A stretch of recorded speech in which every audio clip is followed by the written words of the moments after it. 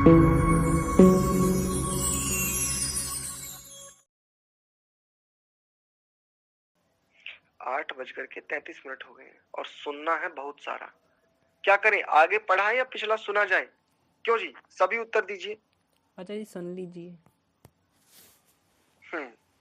बिल्कुल, मेरा भी विचार ऐसा ही है कि आज सुन लिया जाए, क्योंकि पिछला बहुत पाठ हो गया है। ठीक है, तो ललित जी स्क्रीन हटा दीजिए। अब स्क्रीन हटा दीजिए। शिक्षा वो वर्णोच्चारण शिक्षा उठाकर देना भाई हमें। हाँ ठीक है। और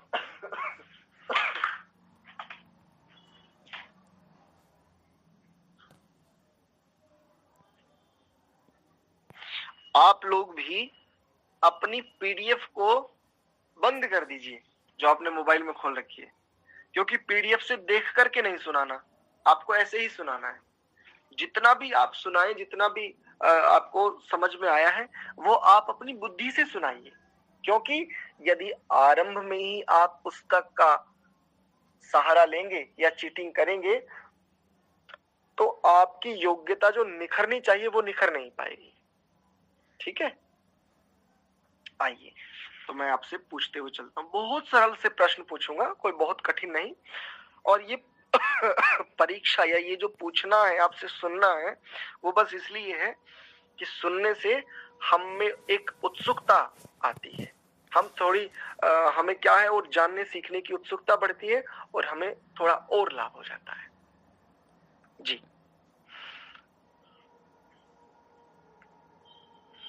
तो सबसे पहले हम पूछ लेते हैं अपने। अच्छा, कई लोगों ने लेफ्ट कर दिया कि अब फंस गए। चलिए, कोई कारण होगा। तो सबसे पहले हम विपिन जी से सुन लेते हैं। विपिन जी, वर्ण किसको कहते हैं?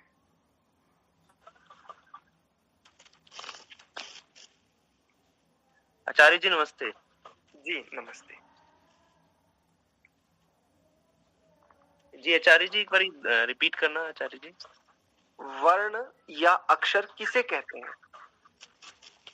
अक्षरम नक्षरम, जो जिसका कभी विनाश नहीं होता, जो सर्वत्र व्याप्त है।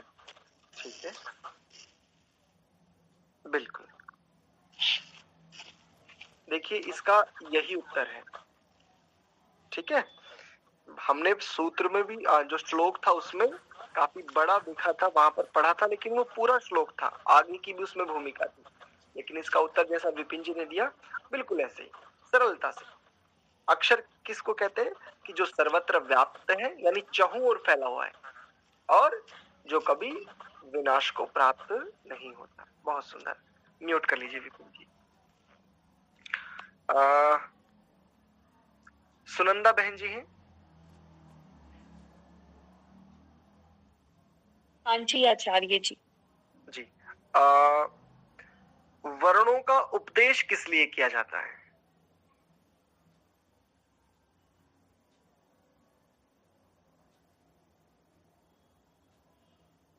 ब्रह्मा और शब्द ब्रह्मा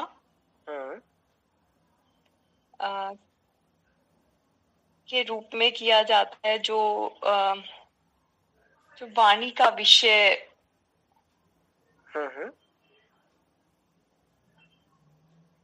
बहुत सुंदर। बस इसमें थोड़े से शब्दों को व्यवस्थित कर लीजिए। देखो, इस श्लोक में मुख्य 3 बातें आपको ग्रहण करनी है यहां से। पहली, एक तो ये वाणी का विषय है, एक बात। दूसरी बात क्या है? शब्द ब्रह्म वेद को जाना जा सकता है, दूसरी बात। और तीसरी बात, पर ब्रह्म परमात्मा को भी प्राप्त किया जा सकता है, जाना जा सकता है। बस ये 3 बातें। इसलिए इनका यानी वर्णों का ज्ञान वाणी का विषय है, जिसमें ब्रह्मा की भी प्राप्ति हो सकती है। बिल्कुल। ब्रह्म शब्द के 2 अर्थ इन्होंने इसीलिए किए कि जिससे सरलता और स्पष्टता हो जाए, थोड़ा व्यापक हो जाए।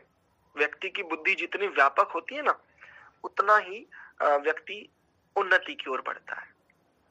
जी, बहुत बढ़िया। मोहित शर्मा जी हैं? मोहित शर्मा जी,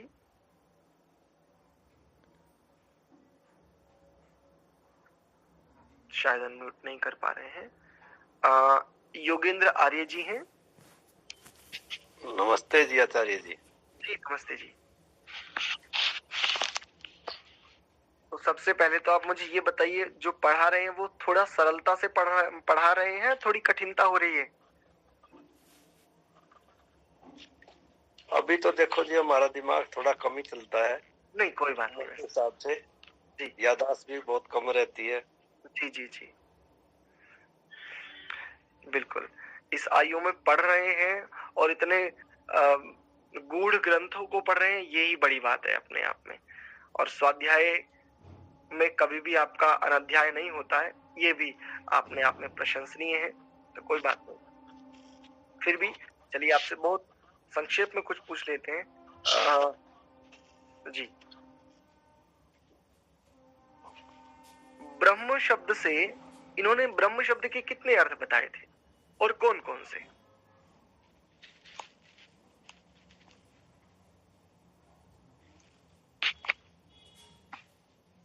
मुझे नहीं याद आ रहा जी। चलिए मैं आपको मैं थोड़ा स्मरण करा देता हूँ। 2 अर्थ बताए थे, एक शब्द ब्रह्म वेद और पर ब्रह्म परमात्मा।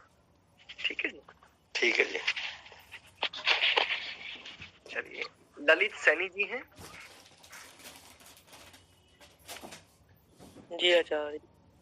ललित जी, वर्णों का रूप कैसे प्रकट होता है? वर्णों का रूप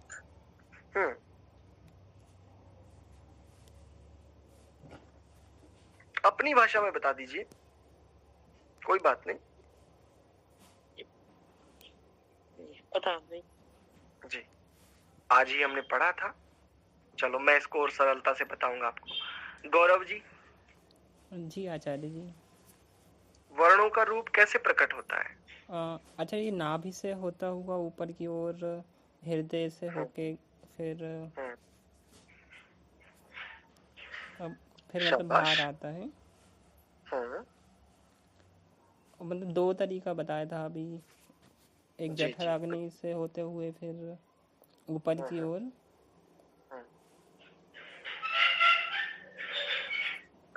शाबाश, बहुत अच्छे। ठीक है, और शोभा माता जी से भी सुन लेते हैं एक बार। जी, कैसे रूप प्रकट होता है? नाभि के 3 अंगुल नीचे जठराग्नि रहती है, जो वायु को ऊपर ढकेलती है। तो वहां से ऊपर जब ढकेला मतलब अग्नि वायु को ऊपर ढकेलती है, तो उर प्रदेश में नहीं, पहले हृदय प्रदेश में आती है। हृदय प्रदेश से होते हुए उर प्रदेश, कंठ जिसे कहते हैं, वहां पे पहुंचती है। और उसके बाद फिर शब्दों का रूप प्रकट होता है। बहुत अच्छा प्रयास। अमन सैनी जी।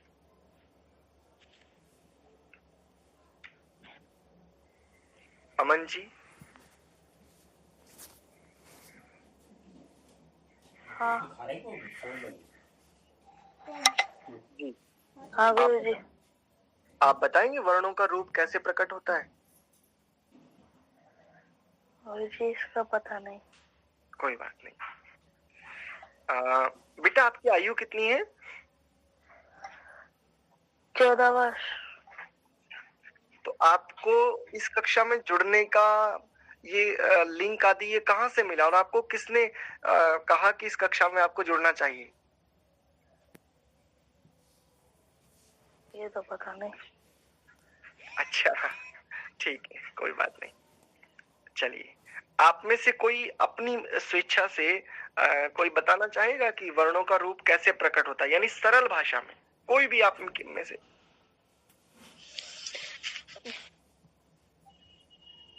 आचार्य जी, बोलकर होता है, जैसे कुछ भी बोलेंगे जब भी होगा। वो विज्ञान हमें समझाना है, अपनी सरल से सरल भाषा में वो विज्ञान हम कैसे समझाएं? कोई हमसे पूछे कि भाई वर्णों का जो ये रूप है ये प्रकट कैसे होता है? ज्ञान की दृष्टि से तो आचार्य जी आपने बताया था कि नाभि से नीचे जो आप होता है जठर अग्नि, जिसको बेली बटन के नीचे जो ऊपर जब वो धकेलता है तो हृदय के बाद कंठ में से जो हमिंग के वर्ड, जो हमिंग वो नाद जो उत्पन्न होता है वो शब्द है। और जो आत्मा की दृष्टि से है वो जठर अग्नि जो बिजली के रूप में उसको ऊपर की ओर धकेलती है, वहां से जो, और हृदय से होता हुआ और कंठ में से जब वो निकलता है। बहुत अच्छा प्रयास। विपिन जी कोई समीक्षा करेंगे? जी आचार्य जी। आचार्य जी, नाभि से नीचे जो 3-4 उंगल नीचे जठराग्नि को ताड़ता हुआ जब ऊपर आता है तो उसमें जहाँ ये वोकल कॉर्ड होती है जिसको हम, वहां नाद क्रिएट होता है, तो नाद से फिर शब्दों का वो होता है, प्रकट होता है, मतलब सिंपल लैंग्वेज में है।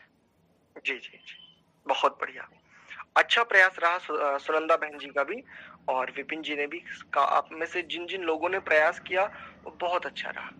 आइए मैं आपको और सरलता से बताता हूँ और सटीकता के साथ व्यवस्थित करके बताता हूँ। देखो दोनों में जी थोड़ा मैं बताऊं? हाँ जी हाँ जी बिल्कुल, अरे क्यों नहीं, स्वागत है। जब आत्मा कुछ कहना चाहती है तो मन के द्वारा वायु और आकाश के माध्यम से जठराग्नि से नीचे से, तो जब वो शब्द निकलता है तो उसको शब्द बोलते हैं। जी जी, बस ऐसा ही मेरे को तो विचार आया आज बस। नहीं बहुत बढ़िया।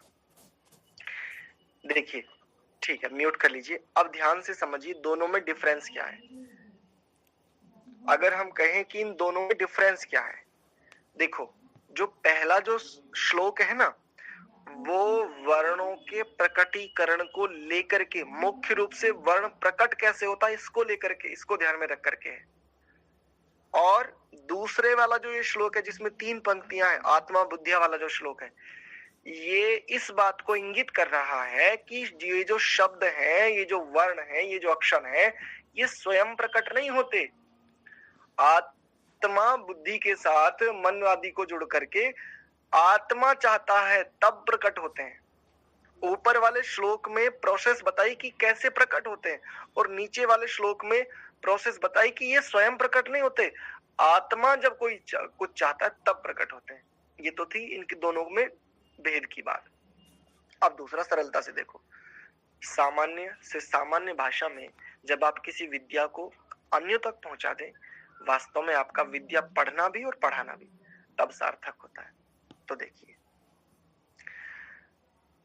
मैंने आपको थोड़ा सरलता से समझाने के लिए ये कहा था कि नाभि के तनिक नीचे से, और लगभग मैंने एक शब्द लगा था। ये जो लगभग शब्द है ना, ये बड़े काम की चीज है। ये यूं समझो कि हम जैसे लोगों का ये ब्रह्मास्त्र होता है, लगभग तनिक भर ठीक है। तो 3 अंगुल कहने का तात्पर्य ये नहीं कि 3 ही अंगुल है, वो 3 अंगुल लगभग, तो कुछ कम भी हो सकता है और कुछ अधिक भी हो सकती है, क्योंकि लगभग की कोई सीमा नहीं होती इस दृष्टि से।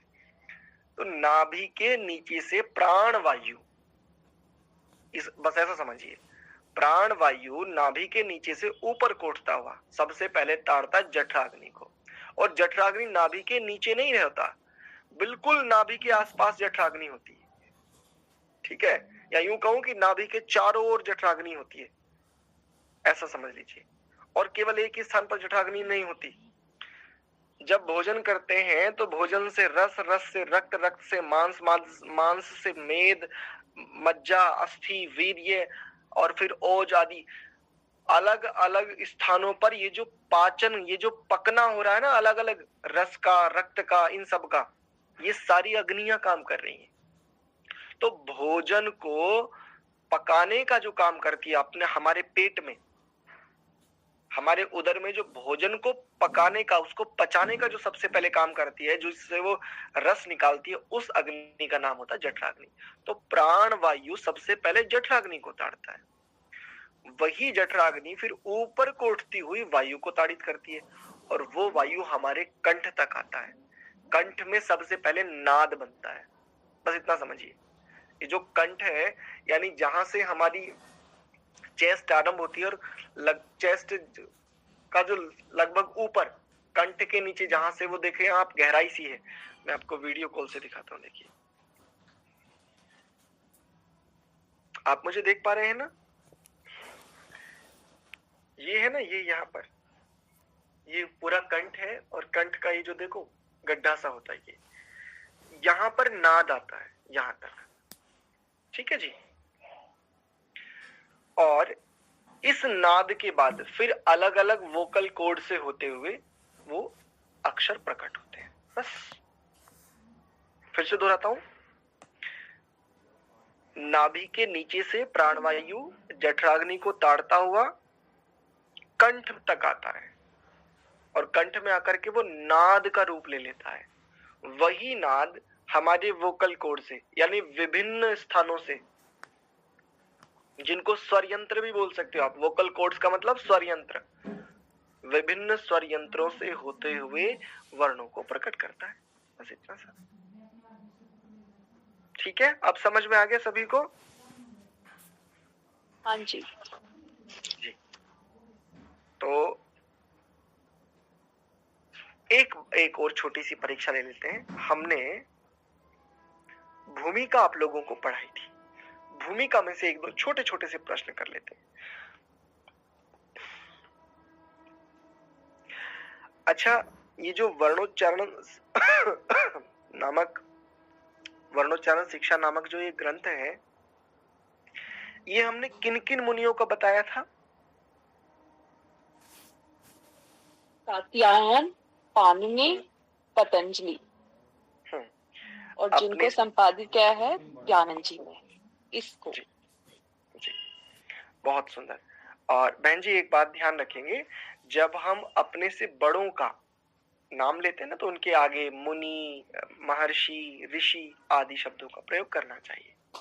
ठीक है? माफी चाहती। जी जी, नहीं कोई बात नहीं, होता है, वो प्रारंभ है तो इस रूप में कोई बात नहीं। अच्छा, ठीक है। और ऋषि दयानंद ने ये जो क्या ऐसा देखा कि जिसके आधार पर उन्होंने इस शिक्षा नामक ग्रंथ को संपादित किया? कौन सी ऐसी पीड़ा रही? अब की बार मैं पूछूंगा, विपिन जी। जी आचार्य जी।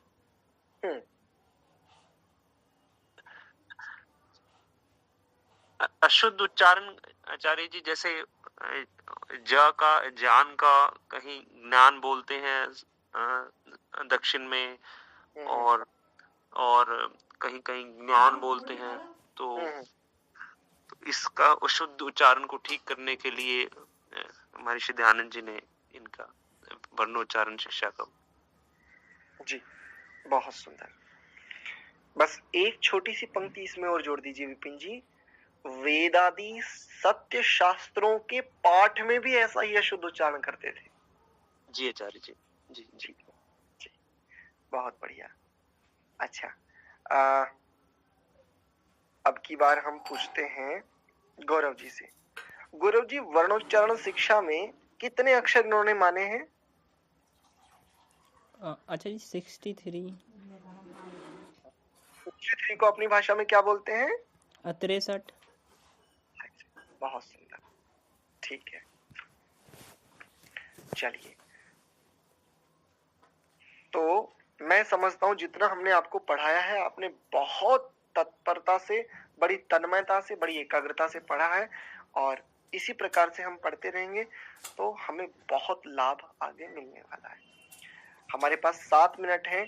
यदि आपका कोई प्रश्न है, कोई शंका है, आप उसको रख लीजिए, अन्यथा हम शायद एक श्लोक और पढ़ लेंगे। जी जी गौरव जी। आचार्य जी जैसे स्वयं शब्द है जो उसमें ना कभी मतलब ना कब पढ़ेंगे, माँ कब पढ़ेंगे? अच्छा, व्याकरण का एक ग्रंथ है जिसका नाम है अष्टाध्यायी, और अष्टाध्यायी में एक सूत्र आता है अनुस्वारस्य यई परसावर्णः। यई प्रत्यार परे रहते अनुस्वार को पर सवर्ण हो जाता है उसी वर्ग का।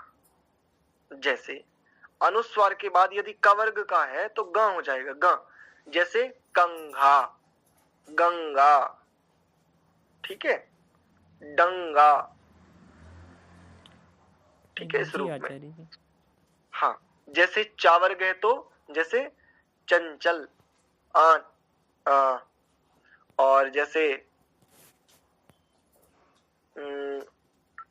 अन्य इस प्रकार के शब्द लिखे जा सकते हैं, च छ।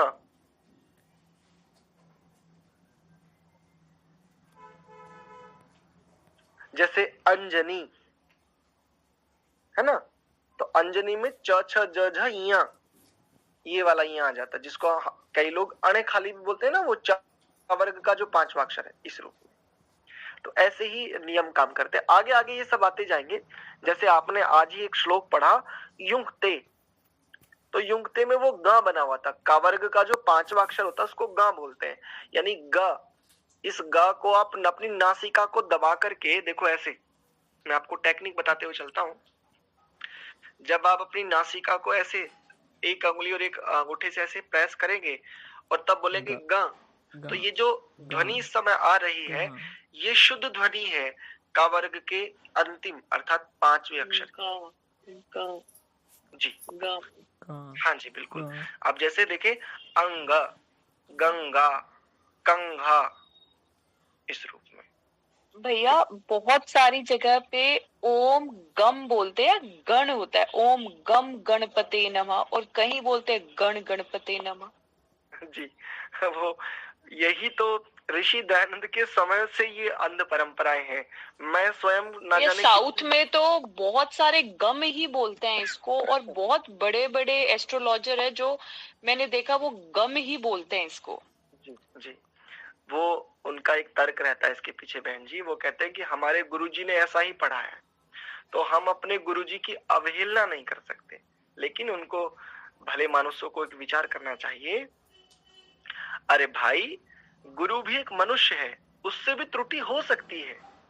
गुरु सर्वज्ञ नहीं हो सकता, कोई भी मनुष्य सर्वज्ञ नहीं है, और किसी भी मनुष्य चाहे वो ऋषि ही क्यों ना हो, उससे भी त्रुटि हो सकती है, संभावना है। यदि ऐसा ना होता तो ऋषि लोग ऐसा क्यों कहते? देखो, वो अपने ग्रंथों में स्थान स्थान पर लिखते हैं यान्यस्माकं सुचरितानि तानि त्वयोपास्यानि नोइतराणि। कहते यानी अस्माकम सुचरितानि, जो जो हमारे सुचरित हैं, शुभ कर्म है, तानी उन सबको, त्वयोपास्यानि उन सबको तुम क्या करो, ग्रहण करना, नोइतराणि उससे इतर यदि हमारा एक भी अशुभ आचरण हो तो उसको तुम स्वीकार कदापि न करना। ऋषि लोग इस बात को अपने शास्त्रों में स्थान दे रहे हैं। तो मनुष्य से त्रुटि हो सकती है, लेकिन वो कहते हैं हमारी गुरुओं के प्रति श्रद्धा है। वास्तव में ये देखे, ये अंधश्रद्धा है, क्योंकि यदि गुरु से त्रुटि हो रही है तो फिर तो भेड़ चाल में और आप लोगों में क्या अंतर रहा? हमारे गुरुजी थे ऋग्वेदी थे और दक्षिण से थे। तो अब गुरुजी जब पढ़ाते तो मैं चूंकि व्याकरण से था, तो मैंने कहा गुरुजी मैं सहमत नहीं हूं। तो प्रायः गुरुजी एक बात कहते थे, देख तुझे ना मैं अलग से पढ़ाऊंगा बोले तू इनके साथ पढ़ नहीं सकता, ना तो पाठ आगे बढ़ने देगा और ना तुझे मैं इनके साथ पढ़ा पाऊंगा। तो एक काम किया कर, तुम कक्ष में आ जाया कर, तुझे अलग से समय दे दिया करेंगे, तुझे अलग से पढ़ा दिया करेंगे। क्यों? क्योंकि गुरुजी यदि कुछ ही बताते तो मैं उठा करके संस्कृत के कोई नियम रख देता, व्याकरण के कुछ ना कुछ नियम रख देता इस रूप में। और कई बार मैं गुरुजी की बात को, मैंने कहा ठीक है गुरुजी आप जो कह रहे हैं ठीक है, लेकिन सच्चाई तो कुछ हो रहा है। बोले ठीक है, अभी आराम से, और फिर बाद में तुम्हें जो ठीक लगे वो ठीक कर लेना। अस्तु। तो जो ऐसा करते हैं वो अशुद्धि ही है, और अशुद्धि या त्रुटि किसी से भी हो सकती है। त्रुटि जब भी किसी को पकड़ में आ जाए तभी उस त्रुटि का त्याग कर देना चाहिए। यही तो है मनुष्यता। सत्य के ग्रहण करने और असत्य के छोड़ने में सर्वदा उद्यत रहना चाहिए। और जो भी ऐसा करेगा निश्चित उन्नति को प्राप्त होगा, निश्चित, कोई संदेह ही नहीं है। ठीक है। पर आचार्य जी ऐसे भी बोलते हैं, गुरु तो मरा मरा भी राम की जगह मरा मरा भी दे दे तो वो भी सिद्ध है। ना, ये तो कुछ अतिशयोक्ति, देखो बातें कई सारे अलंकारों में भी होती है। एक अतिशयोक्ति अलंकार होता है, तो कुछ वाक्य अतिशयोक्ति अलंकार में कहे जाते हैं। मैं स्वयं प्रयोग करता हूँ, प्रारंभ जब प्रातः काल में गीता पढ़ाता हूँ तो मैं स्वयं भी कई बार अतिशयोक्ति अलंकारों में, कई बार छंदों में, तो बहुत प्रकार के बात करने के अलग अलग ढंग होते हैं, प्रारूप होते हैं। तो ये अतिशयोक्ति अलंकार का प्रयोग है। इसको एज इट इज यदि लेंगे तो समस्या हो जाएगी। ठीक है। हाँ जी। ये बात बिल्कुल भी ठीक नहीं है कि गुरु यदि मरा मरा भी दे दे तो ये भाई गुरु ही उल्टा दे रहा है और हम कहें कि नहीं, तो ये तो गड़बड़ है ना। जो जैसा है उसको वैसा ही देना चाहिए और यही ठीक है, और हमें भी वैसा लेना चाहिए, क्योंकि सत्य उसी को कहना चाहिए जो तीनों कालों में एक समान रहने वाला हो। जो पदार्थ जैसा हो उसको वैसा ही जानना, वैसा ही मानना और वैसा ही कथन करना, ये है सत्य। यदि राम को हम मरा मरा कहेंगे तो ये ऐसा ना, या तो वो जानते नहीं है या वो मानते नहीं है, और यदि वो जानते भी हैं ठीक और मानते भी हैं ठीक, तो फिर वो वैसा कथन नहीं कर रहे हैं, इसलिए उनका कथन किस रूप में आ जाएगा? असत्य कथन हो जाएगा। चलिए, तो आज का कक्षा का समय पूरा हो गया है। कल हम शब्द का स्वरूप कैसा है, किस फल को प्राप्त कराता है और किन पुष्पों से पुष्पित है, पल्लवित है, इसको देखेंगे। कल का ये श्लोक है, तो इसको हम कल की कक्षा में देखेंगे। आज इस कक्षा को यहीं विराम देते हैं। आप सभी को बहुत बहुत धन्यवाद। और जो विलंब से जुड़े हैं, अभी भी जुड़े थे, उनसे एक बात कहूंगा कि आप कृपया समय से जुड़िए। इस कक्षा का समय 8 से 9 है। जी ललित जी हैंड रेज कर रहे हैं, बताइए।